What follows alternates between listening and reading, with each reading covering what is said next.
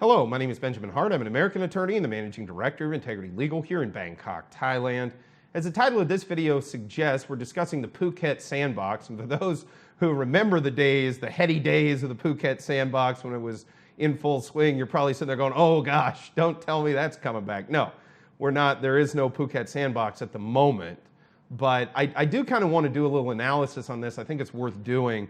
I'm usually, in fact, most of the time, we don't really like to get particularly political on this channel. That's not the purpose of the channel. We like to talk about legal issues, especially immigration issues, especially as they pertain to foreign nationals here in Thailand, the expat community, etc.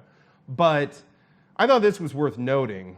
This comes from a recent article in the Bangkok Post, bangkokpost.com. Article is titled, UTN Applauds Government's Sandbox Scheme, sandbox in quotes. Quoting directly, the United Thai Nation Party has trumpeted the government's achievement in reviving Phuket's pandemic-battered tourism sector through its quote-unquote sandbox scheme. And they go on to talk about how it's like a model for the rest of the world.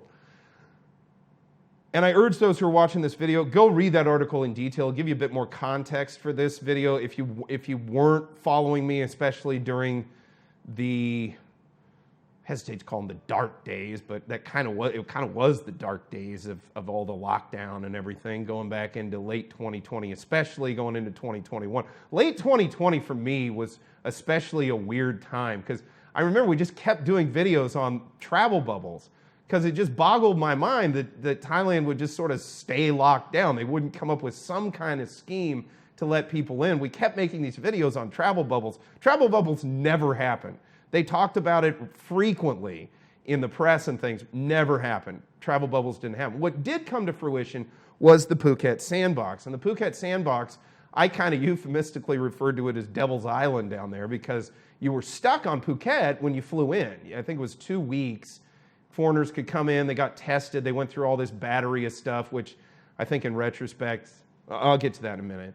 But you had to go through this, you were tested, you went to your hotel, you did a couple of days where you had to stay in your hotel, but you could go to I think fenced-in beach areas or fenced-in pool areas for a couple of days. Then you could sort of roam freely on the island. And then I believe after 2 weeks was over, if you tested negative, off you went into greater Thailand, if you will. They set you free into the wilderness of Thailand.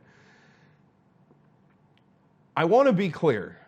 The Phuket Sandbox was a creative and effective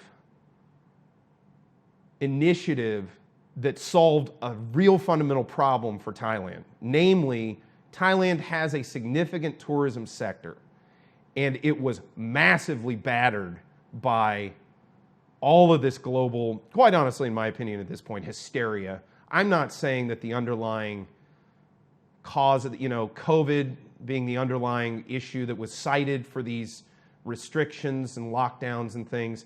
I'm not going to be one of these people that says that, yeah, it was a thing. It existed, insofar as many other diseases have existed over the course of human history that did not warrant the response. And I'm not picking on Thailand here. The United States is culpable for this too, as is much of the rest of the world. There's only a few countries that just sort of said, hey, we're not doing anything on this. Your response is way over the top. I think Sweden is a good example of that. Mexico is kind of another one that just sort of said, yeah, we get that there's an issue. We'll be on the lookout for that. But no, we're not going to, turn ourselves into a hermit state because of this issue. Now, Thailand did implement a true lockdown, to their credit. They zipped up the borders. It was done, quote unquote, right. It was a true quarantine. The United States, I don't think really did that. It was sort of weird to see all the hyperbole about how bad this thing was. And then meanwhile, there's still people streaming off planes, coming in from places that it was already known where this was an issue. Again, not to get too deep into that, but I do think the creativity and the leadership associated with implementing the Phuket Sandbox should be lauded because it's kind of like in that film Argo where he says, there are no good solutions here. We only have bad ideas. And then they say, well, is this your best bad idea? And he says, yes, this is our best bad idea.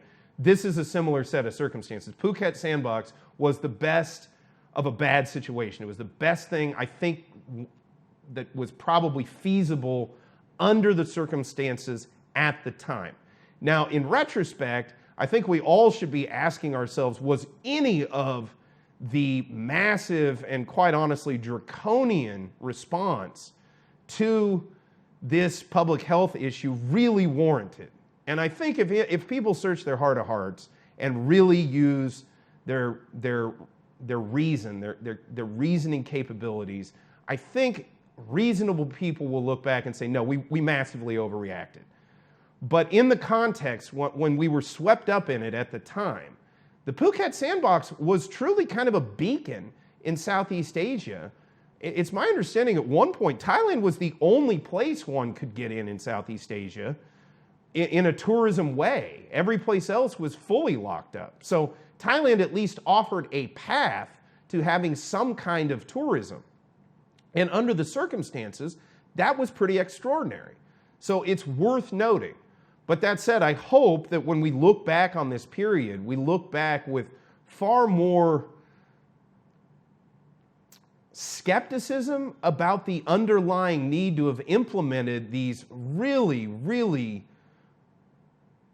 broad, draconian is really the only word for it, measures that were put in place.